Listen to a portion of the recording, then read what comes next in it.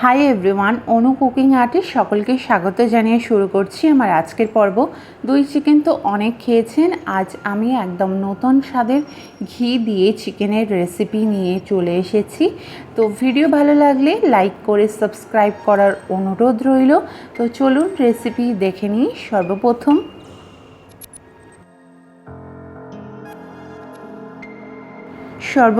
800 gram chicken নিয়েছি।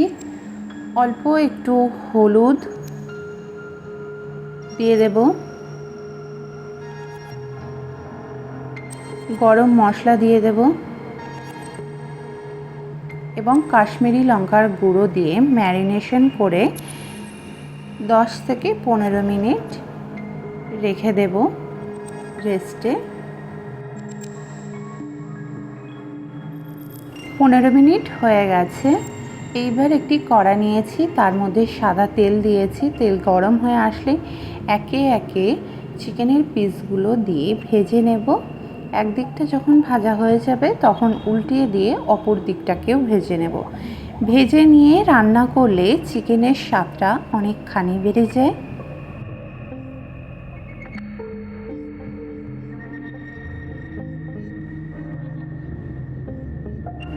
সব চিকেনগুলি এখানে ভাজা কমপ্লিট। তুলে নেব চিকেনগুলিকে।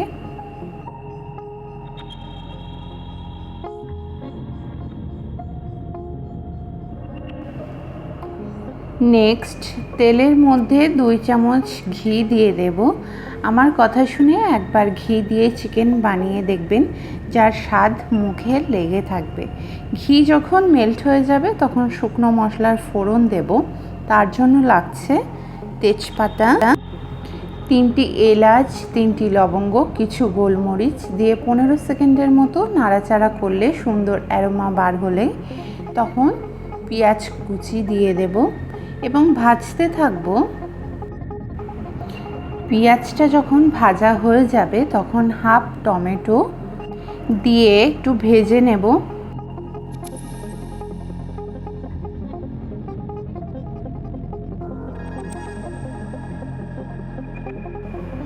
পেঁয়াজ ও টমেটো যখন ভাজা হয়ে যাবে তখন আগে থেকে আদা, রসুন, কাঁচা লঙ্কা দিয়ে যে পেস্ট বানিয়েছিলাম সেটি 2 চামচের মতো দিয়ে দেব এবং নাড়তে থাকব যাতে করে কাঁচা গন্ধ চলে যায়।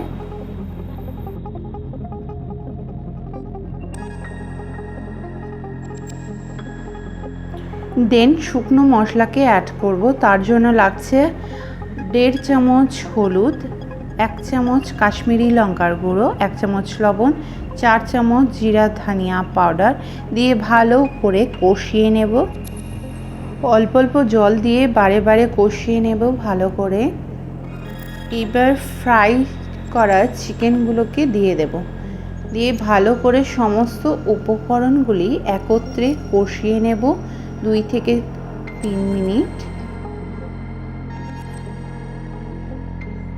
কষানো যখন হয়ে যাবে তখন 1 কাপ পরিমাণে জল দিয়ে লিড বন্ধ করে 20 মিনিটের মতো কুক করব।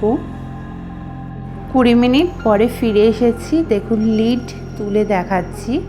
ঘি দিয়ে চিকেনের রেসিপি কি অসাধারণ লাগছে, তেমনি খেতেও অসাধারণ হয়েছে। এবার এটি আপনারা গরম গরম ভাত, রুটি, পরোটা, নান ইত্যাদির সঙ্গে ট্রাই করতে পারেন, দারুণ লাগবে খেতে। ভিডিও ভালো লাগলে লাইক, কমেন্ট, শেয়ার অবশ্যই করবেন। নোটিফিকেশান পেতে পাশে থাকা বেল আইকন অবশ্যই প্রেস করে রাখবেন।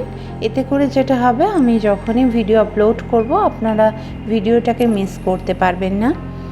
এমনই নতুন রেসিপি পেতে খুব শীঘ্রই দেখা হচ্ছে আবারও নতুন এক রেসিপির সঙ্গে। সকলে সুস্থ থাকবেন, ভালো থাকবেন। ধন্যবাদ।